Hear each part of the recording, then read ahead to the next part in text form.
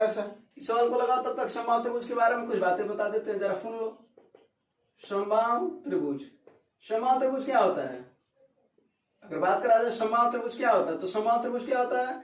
जिसकी तीनों भुजाएं क्या होती हैं? बराबर होती हैं। इसकी तीनों भुजाएं क्या होती हैं? बराबर होते हैं। तो तीनों कोण भी बराबर होते हैं। प्रत्येक कोण कितने का होता है? तो पता है ना कि त्रिभुज के तीनों अंत कोणों का होता है 180 डिग्री। कितना होता है भैया? 180 डिग्री। तो प्रत्येक कोण करेंगे तो बटा 3 कर देंगे ना, क्योंकि भुजा बराबर है तो कोण भी बराबर होंगे। तो 180 बटा 3 कर देंगे तो प्रत्येक कोण कितना आ जाएगा? 60 डिग्री। पहली बात ये भी पता चल गया कि समबाहु त्रिभुज के प्रत्येक कोण भैया कितने होते हैं, तो पता चला 60 डिग्री। पहली बात। दूसरी बात, त्रिभुज की तीनों भुजाएं पता चल गया कि बराबर होती है, ठीक है ना। अगर यहीं पर बात करा जाए इसका क्षेत्रफल बताओ, त्रिभुज का क्षेत्रफल बताओ। कौन से? समबाहु त्रिभुज का क्षेत्रफल। तो करने में 3/4 गुणे भुजा स्क्वायर। यानी मात्र हमको भुजा पता रहा है तो हम बड़े आराम से वैल्यू ज्ञात कर सकते हैं क्षेत्रफल का। अगर एक बार बात करा जाए परिमाप बताओ, तो परिमाप तो अभी भी बताया 3 गुणे भुजा, क्योंकि जब भुजा बराबर होगी तो क्या हो जाएगा? 3 गुणे भुजा हो जाएगा। भुजा भुजा भुजा यानी कितना भुजा? 3 भुजा, यानी 3 गुणे भुजा, यही ना। अगर बात किया जाए ऊंचाई की, बात किया जाए ऊंचाई का मतलब जरा देखो, ये इसका ऊंचाई है। अगर इसकी बात किया जाए तो कर्ण में 3/2 गुणे भुजा होता है, ठीक है। ये 3 हो गया ना फार्मूला। एक अगला, अगर इस त्रिभुज के, समबाहु त्रिभुज के अंदर एक वृत्त बनाया जाए, अंदर वृत्त देखो बनाया जाए, और जो तीनों भुजाओं को फटती हुई जा रही है, तो अंतःवृत्त की त्रिज्या अगर कभी पूछ दे, अंतःवृत्त की त्रिज्या कभी पूछ दे, तो क्या करना भैया? करणी सॉरी a/2 करणी में 3 होता है। और a क्या है? भुजा है। इसकी जगह पर a का वैल्यू क्या है? a को कह सकते हो भुजा, ठीक ना। यानी भुजा बटा 2 करणी में 3। अगर वहीं पर पूछ दो परिवृत्त की त्रिज्या, अब परिवृत्त की त्रिज्या का मतलब समझ रहे हो? बोलो। परिवृत्त की त्रिज्या अगर बड़ा मान लो, परिवृत्त की त्रिज्या मतलब ये वाला, यानी बाहर से इसको टच करते हुए जाए।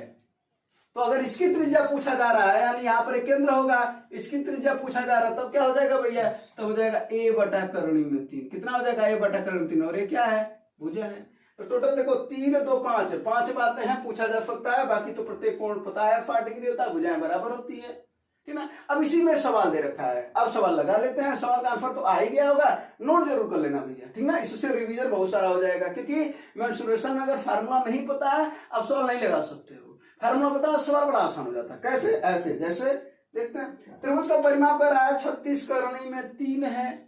जब परिमाप दे रखा है 36 करणी में 3, तो 3 से जब काट देंगे तो जरा देखो भाई यहाँ पर क्या हो जाएगा? 36 करणी में 3 दे रखा है बराबर 3 गुणे भुजा। 3 से इसको काटोगे तो कितना हो जाएगा?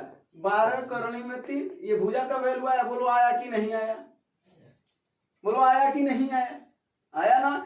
अब उसके बाद से क्या पूछ रहा है कि ऊंचाई बताओ। क्या बताओ? ऊंचाई। तो ऊंचाई ज्ञात करने के लिए क्या कर लोगे भैया? करणी में 3/2 अब गुणे भुजा। अब भुजा का वैल्यू कितना आया है? 12 करणी में 3। 2 छक्के 12, करणी में 3, करणी में 3 मिलकर के 3 हो जाएंगे।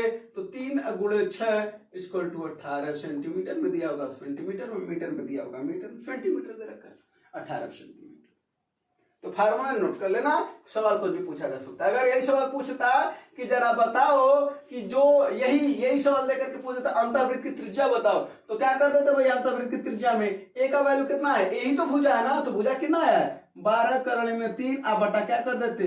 2 करणी में 3। फार्मूले का 1 करणी से 3 कट जाता है। 2 छक्के 12 6 सेंटीमीटर आ जाता है। कितना आता है? 6 सेंटीमीटर। परिवृत्त की त्रिज्या पूछता तो क्या हो जाता है? 12 करणी में 3 और बटा करणी में 3, ये कट जाता है। कितना आ जाता है? 12 सेंटीमीटर। अच्छा, एक बात और पूछता है कभी कभी कहता है अंतःवृत्त की त्रिज्या, समबाहु त्रिभुज की अंतःवृत्त की त्रिज्या और बाह्यवृत्त की त्रिज्या का अनुपात बताओ। बाह्यवृत्त की त्रिज्या का अनुपात बताओ। जरा देखो, अगर हम इसी को यहां पर ध्यान देना, अगर इसी को बटे कर दें तो जरा देखो a से a कट जाएगा, करणी से 3, करणी से 3 कट जाएगा। तो ऊपर क्या बचा? ये देखो, ध्यान से नहीं समझे तो ऐसे लिख देते हैं। चलो, a/2 करणी में 3 बटा a/करणी में 3। ये इससे कट गया और ये इससे कट गया। बचा क्या, बगल का बगल में गुणा होगा, नीचे का ऊपर, नीचे कुछ नहीं बचा, तो जब कुछ नहीं बचा एक हो जाएगा और ये क्या हो जाएगा, 2 हो जाएगा।